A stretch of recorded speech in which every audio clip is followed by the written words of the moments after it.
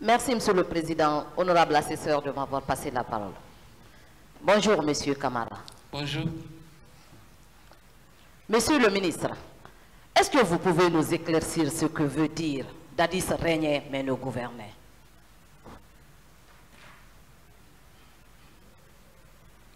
Je ne sais pas. Vous avez déclaré à cette barre hier que Dadis régnait mais ne gouvernait. Régner, ça veut dire être le dépositaire du pouvoir. Gouverner, c'est exercer la réalité du pouvoir. C'est ça l'explication. Qui gouvernait alors? Qui régnait? Je ne peux pas le dire. Ah, mais c'est vous qui l'avez dit hier, Monsieur Camara. Mais je l'ai dit et je laisse à chacun le libre arbitre d'en tirer la conclusion de son choix. Qui régnait? Qui gouvernait, Monsieur Camara? C'est une question très vaste à laquelle je ne pourrais pas répondre lapidairement.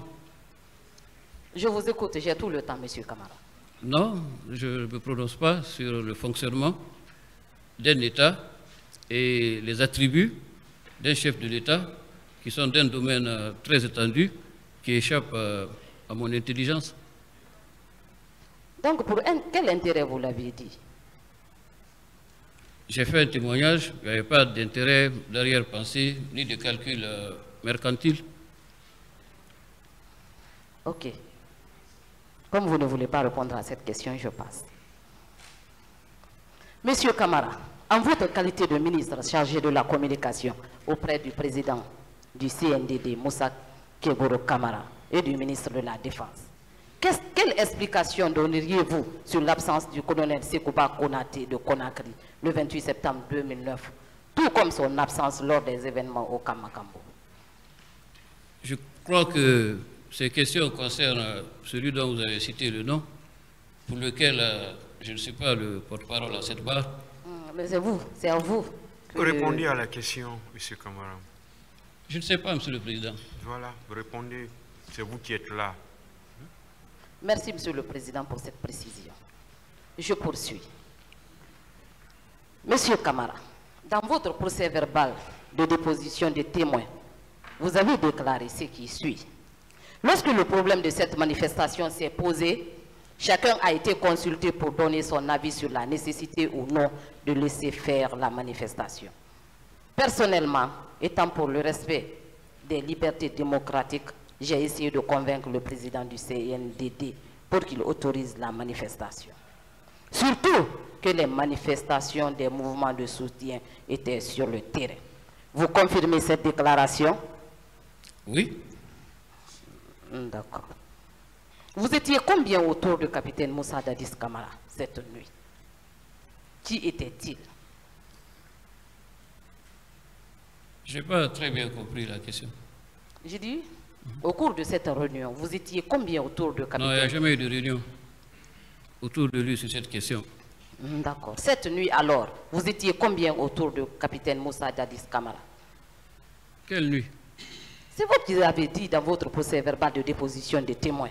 Non, je n'ai jamais parlé de cela. Que lorsque le problème de manifestation s'est posé, c'est pas lors d'une réunion? Non, il n'y a jamais eu de réunion à laquelle moi, personnellement, j'ai participé autour du capitaine sur cette question particulière. Jamais. D'accord. Quels sont ceux qui étaient alors opposés à la tenue de la manifestation? Vous savez, maître, lorsqu'un problème est posé, les avis sont toujours contraires.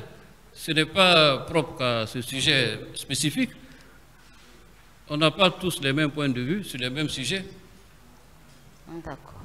La nuit du 27 septembre 2009, vous étiez venu à quelle heure au camp et vous y aviez quitté à quelle heure? J'ai dit que c'est après minuit et juste après l'appel, je suis reparti du camp. Ok.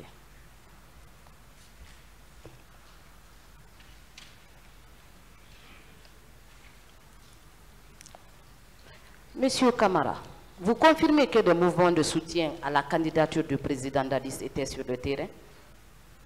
Vous savez, Oui, lorsqu'il y a un régime en place, il y a des mouvements de sympathie, de soutien, comme il y a des mouvements d'opposition. C'est logique. D'accord. Est-ce que le 28 septembre et les jours suivants, aviez-vous continué à fréquenter le camp Alpha Yaya Diallo? Oui, de temps en temps. Quel était le climat qui prévalait? Je l'ai décrit hier. C'était un climat délétère, d'effroi, d'incompréhension et de stupeur face aux événements qui s'étaient produits, dont chacun avait mesuré la gravité. Vous savez quand même que M. Dadis Camara a toujours dit que ce sont les leaders politiques qui ont conduit leurs militants à l'abattoir. Et c'était vous, son ministre chargé de la communication. Est-ce que ces propos n'étaient pas tenus sur votre encadrement? Je ne suis pas maître de la conscience du capitaine Dadis, ni directeur de sa parole.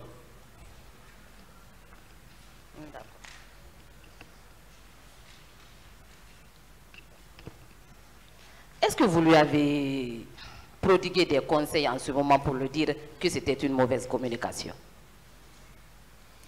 Je l'ai dit ici, il n'appartient pas à un ministre de recadrer un chef de l'État. Vous étiez quand même son ministre chargé de la communication.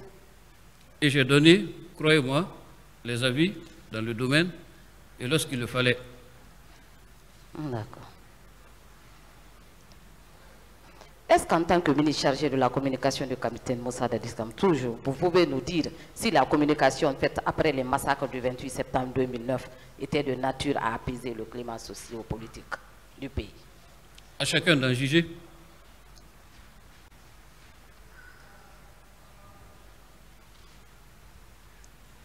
D'accord.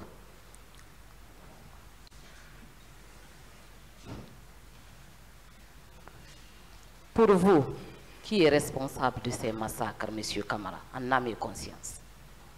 Il appartient au tribunal, après toutes les dépositions, en âme et conscience, selon l'intime conviction des juges, de nous le dire à tous.